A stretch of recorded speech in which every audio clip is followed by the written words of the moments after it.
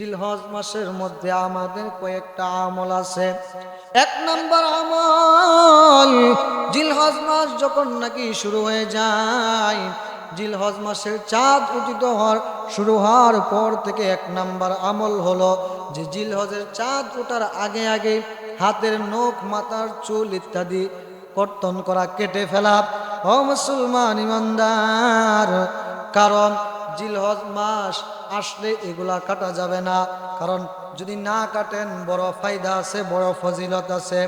জিলকদের মাসের শেষে যদি আপনি কাইটা আর জিলহজ মাস শুরু হওয়ার পরে 10 দিন লাগাতার আপনি চুল নখ কাটলেন না, তারপরে আপনি ঈদ চলে যাওয়ার পরে কাটলেন, ঈদের দিন কাটলেন, আল্লাহর পয়গম্বর বলে আপনি একটা কবুল কুরবানির সওয়াব পেয়ে গেলেন। সুবহানাল্লাহ।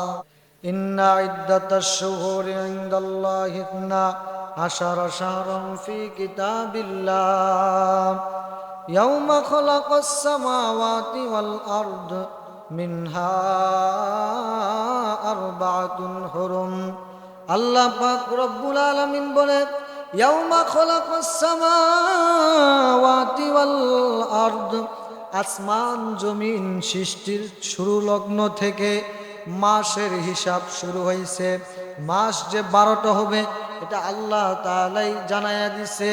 ও মুসলমান ইমানদার, ইংরেজিতে যেরকম ভাবে মাস 12টা, বাংলায় যেরকম ভাবে মাস 12টা, ঠিক তেমনি ভাবে আরবিতে মাসও 12টা।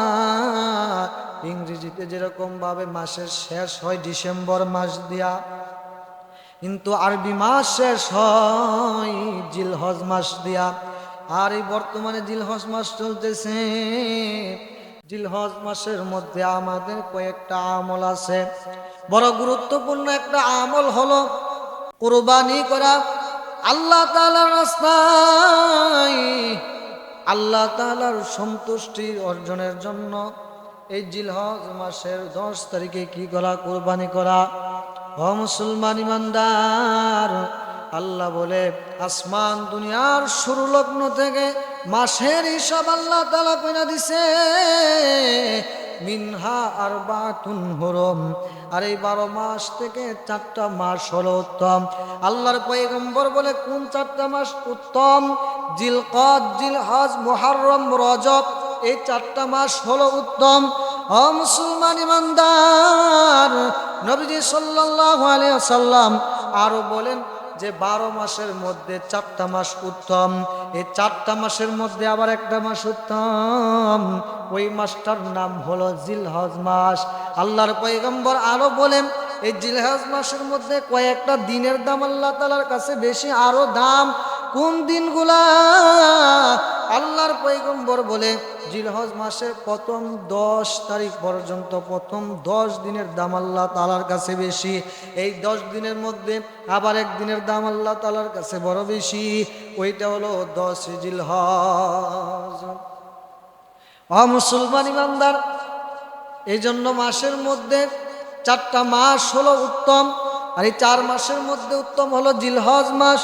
আর এই জিলহজ মাসের মধ্যে প্রথম 10 দিন হলো উত্তম, এর থেকে আরো উত্তম হলো 10 তারিখ।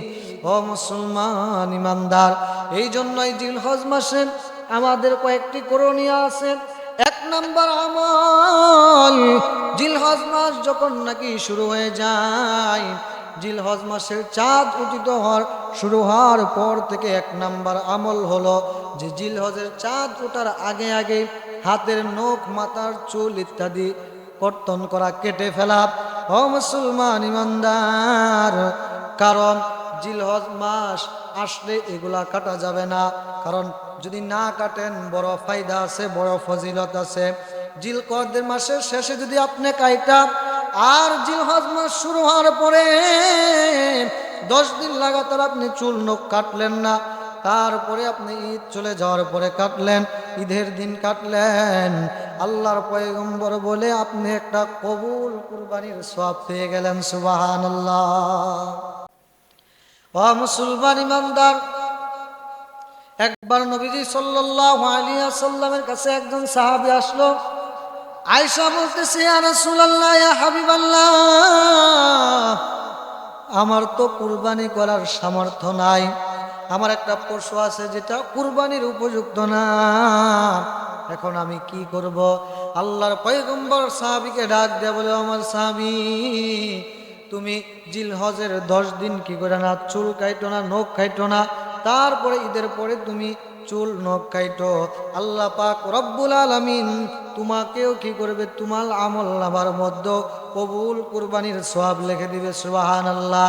ও মুসলমান ইমানদার, কিছু কিছু বর্ণনায় পাওয়া যায় এটা শুধু যারা কুরবানির দিবে তাদের জন্য, আবার কিছু কিছু বর্ণনায় পাওয়া যায় যারা কুরবানি দিবে তাদের জন্য, যারা কুরবানি দিবে না তাদের জন্য এই আমলটা। ও মুসলমান ইমানদার, 10 দিন চুল নখ না কাইটা আল্লাহর সন্তুষ্টির জন্য থাকলে, ইবাদত বন্দেগী সঠিকভাবে করলে আল্লাহ তাআলা কবুল কুরবানির সওয়াব লিখে দিবে। ও মুসলমান ইমানদার, 2 নাম্বার হলো জিলহজের 10টা রোজা রাখা। যখন নাকি জিলহজের চাঁদ উদিত হবে ওই দিন থেকে জিলহজের রোজাগুলা রাখা। ও মুসলমান ইমানদার, এই রোজা রাখলে অনেক বড় ফজিলত আছে।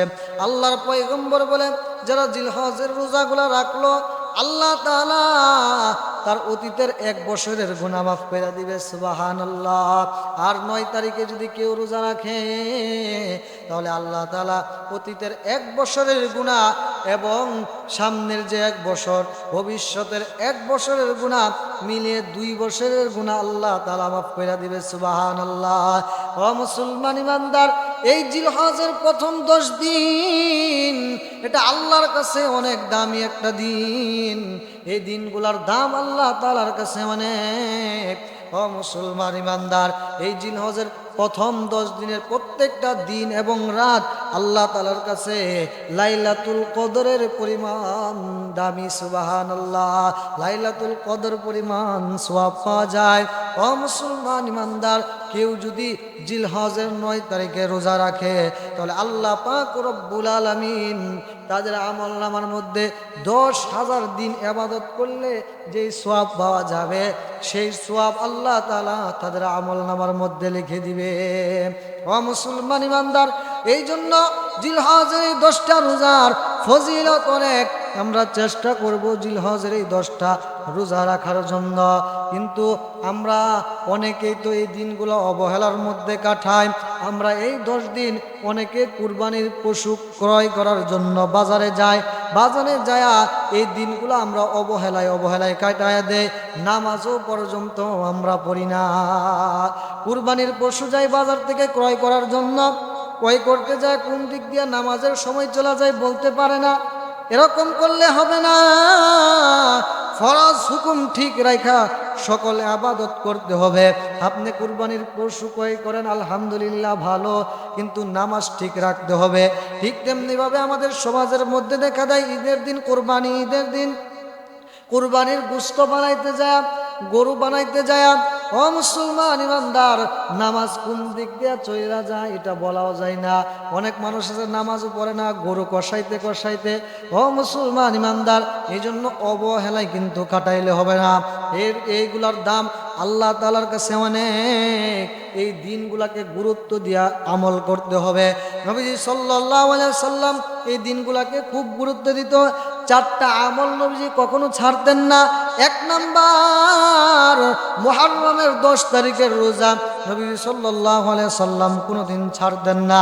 2 নাম্বার হলো জিলহজ মাসের এই 10টা রোজা আল্লাহর পয়গম্বর কোনোদিন ছাড়তেন না। 3 নাম্বার হলো ও মুসলমান ইমানদার, 3 নাম্বার প্রত্যেক মাসের আইয়ামে বীজ, অর্থাৎ প্রত্যেক মাসের 13, 14, 15 তারিখের রোজা আল্লাহর পয়গম্বর কোনোদিন ছাড়তেন না। ও মুসলমান ইমানদার, এই আমলগুলা মুহাম্মদুর রাসূলুল্লাহ সাল্লাল্লাহু আলাইহি ওয়াসাল্লাম খুব গুরুত্ব সহকারে আদায় করত। এই জন্য আমরা খুব গুরুত্ব সহকারে আদায় করব। সাহাবায়ে কেরামও খুব গুরুত্ব দিয়ে এই আমলগুলা করছে।